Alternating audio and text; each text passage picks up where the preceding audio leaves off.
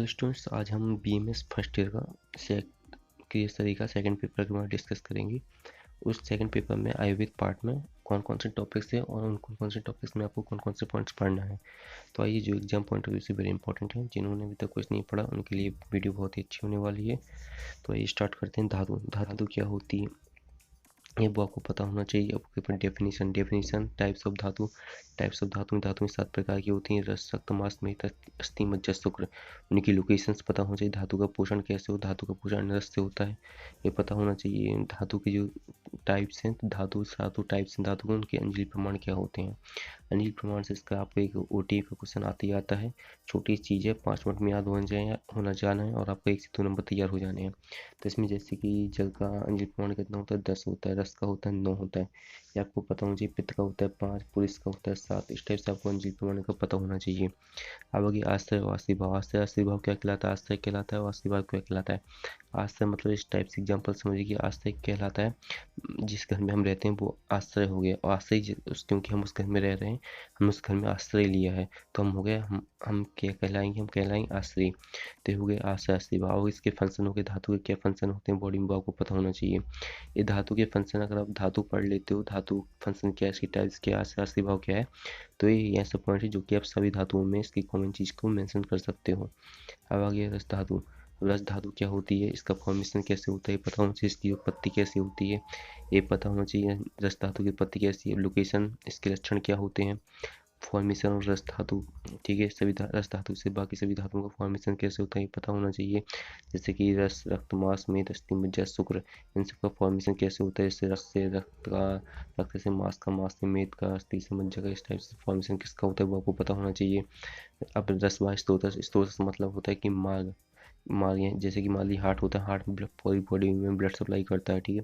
तो blood supply कैसे करता है, आर्टरी और वेन से करता है, तो ये हो गया रसवा स्त्रोत हो गया है, ठीक है। उसका जो स्त्रोत होता है वो कौन सा आपका अष्टविद्या सार क्या कहलाता है ये पता होना चाहिए आपको। आशी भाव को बताया है कि क्या कहलाता है। फिर इसके क्षय और लक्षण, इसकी क्षय और वृद्धि आपको बहुत ही अच्छे से याद करना है, और लक्षण भी।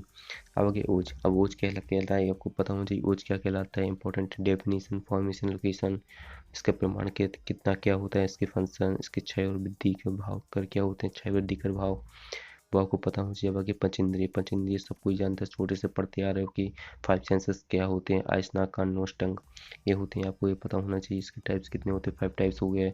इनका स्वरूप कैसे होती है, इंपॉर्टेंस क्या है। अगर ये 5 सेंसेस नहीं होंगे तो सिंपल सी बात है, आइस नहीं होगी तो हम देख नहीं पाएंगे, ईयर नहीं होगी तो हम सुन नहीं पाएंगे, नोज नहीं होगी तो स्मेल नहीं कर पाए, टंग नहीं होगी तो हम चख नहीं पाएंगे, तो ये फ्लेवर नहीं ले पाएंगे। तो सिंपल सी इंपॉर्टेंस हो गया इनका, कोई ज़्यादा बड़ी बात नहीं, आपको थोड़ा सी बार पढ़ लो तो याद हो जाएगा। अगर अभी तक किसी बच्चे ने कुछ भी नहीं पढ़ा है और वो सोच रहे हैं कि बनबंध में पास कैसे हो, तो मेरी नेक्स्ट वीडियो इसी के ऊपर आने वाली है कि बनबंध में आप पास कैसे हो सकते हैं। और साथ में अगर आपको किसी भी टॉपिक में डाउट होता है, वो डाउट आपको क्लियर नहीं हो रहा है, कोई भी टॉपिक क्लियर नहीं हो रहा है, तो आप नीचे कमेंट कीजिए, तो मैं डेफिनेटली उस टॉपिक के ऊपर वीडियो बनाकर आपको वो डाउट क्लियर करने की कोशिश करूँगा। साथ ही मैं ग्रुप में डिस्क्रिप्शन ग्रुप की लिंक दे दूँगा, व्हाट्सएप ग्रुप की, जिसमें कि मैं एग्जाम पॉइंट ऑफ व्यू से वेरी इंपॉर्टेंट टॉपिक सेंड करते रहता हूँ, स्टडी मटेरियल सेंड करता रहता हूँ, और साथ में प्रीवियस ईयर के क्वेश्चन भी सेंड करता रहता हूँ, जो कि आपके लिए इम्पोर्टेंट है। तो अगर आप चाहें तो उस व्हाट्सएप ग्रुप पे ज्वाइन हो सकते हैं। तो आइए स्टार्ट करते हैं। मल क्या होता है, मल 3 प्रकार के होते हैं, पुरुष, मेद और स्वेद, ये आपको पता होना चाहिए। इसकी डेफिनेशन, फॉर्मेशन, फंक्शन, मल की बॉडी में फंक्शन क्या होते हैं। सिंपल सा मल है तो अब वेस्ट पदार्थ होता है, अगर वेस्ट पदार्थ बॉडी से निकलेगा नहीं तो क्या होगा, इन्फेक्शन क्रिएट करेगा, डिस्फंक्शन करेगा, बस यही चीज़ें हो गई। अब फंक्शन क्या होता है, इसमें ज़्यादा डिटेल से बात नहीं करेंगे वरना वीडियो लंबी हो जाएगी। तो आगे फंक्शन क्या होता है। अब आगे पुरुष व स्त्रोतस क्या होता है, इसके स्त्रोतस आपको मल पता होना चाहिए, जो मल ये है इसकी स्त्रोतस क्या होता है, पुरुष, मूत्र, इन सबकी स्त्रोतस, फंक्शन, फॉर्मेशन, की क्षय वृद्धि आपको याद होनी चाहिए।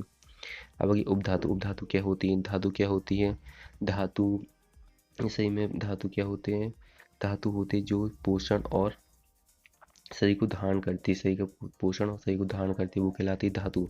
उपधातु कौन सी क्या कहलाती है, जो केवल शरीर को धारण करती है वो कहलाती है उपधातु। इसका इंट्रोडक्शन है, फॉर्मेशन, लोकेशन, क्षय एंड वृद्धि क्या है इसकी, वो आपको पता होना चाहिए। इसकी क्षय कैसे होती है, वृद्धि कैसी होती है, टाइप्स ऑफ उपधातु कितनी होती है आपको पता होना चाहिए। सारी जो धातुएं होती हैं उन धातुओं की उपधातुएं होती हैं वो आपको पता होना चाहिए। जैसे इसमें आ गया निद्रा। निद्रा क्या होता है, निद्रा की डेफिनेशन, निद्रा क्या होती है, सिंपल से सोने को बोलते हैं निद्रा। अगर सोते नहीं तो उससे क्या क्या प्रॉब्लम हो सकती है, क्या क्या प्रॉब्लम हो सकती है। सो रहे हैं तो उससे क्या हो गया, सो रहे हैं तो माइंड फ्रेश हो जाएगा, नेक्स्ट कुछ भी काम हमें करना है तो वो पढ़ के हम कर पाएंगे, कॉन्सेंट्रेट कर पाएंगे। अगर नहीं सो रहे हैं तो ये सारी चीज़ें नहीं कर पाएंगे। इसके टाइप्स हो गए, ठीक है, डेफिनेशन क्या है निद्रा की वो पता होना चाहिए, इसका स्वरूप उत्पत्ति कैसे होती है वो पता होना चाहिए। निद्रा के टाइप्स क्या है, निद्रा के टाइप देखिए, काम करने के कोई आ रहा है तो वो निद्रा, उससे आने वाली निद्रा। कोई रोग से ग्रस्त है तो उससे आने वाली निद्रा, ठीक है। कोई खाना नहीं खा रहा है, थकावट हो गई तो उससे आने वाली निद्रा। निद्रा के टाइप्स हो गए। इसके क्लिनिकल एक्सपर्ट क्या हो गया, अगर आप सोएंगे नहीं तो क्या क्या प्रॉब्लम हो जाएंगी, क्या क्या प्रॉब्लम हो जाती है। अगर आप 7 दिन कंटिन्यू नहीं सोते हैं तो आपकी डेथ हो जाएगी। तो एक सिंपल सी नोट, सिंपल सी चीज़ें हैं आपको, तो आपको पता, शुक्र धातु पता होना चाहिए कि लास्ट धातु होती है शुक्र धातु, इसकी लोकेशन क्या होती है, फंक्शन क्या होते हैं, क्षय और वृद्धि क्या होती है, इसका फॉर्मेशन क्या होता है। इसके बाद मैं अभी ज़्यादा डिटेल में बात नहीं करूँगा बाकी सब चीज़ों के बारे में, मतलब वीडियो लंबी हो जाएगी, ठीक है। तो इसके सेकंड पार्ट में हम बीएमएस फर्स्ट ईयर का इसका मॉडर्न पार्ट देखेंगे कि मॉडर्न पार्ट के हिसाब से कौन कौन से टॉपिक और उन टॉपिक्स के अंदर कौन कौन से पॉइंट्स इंपॉर्टेंट हैं, ठीक है। चलिए, थैंक यू।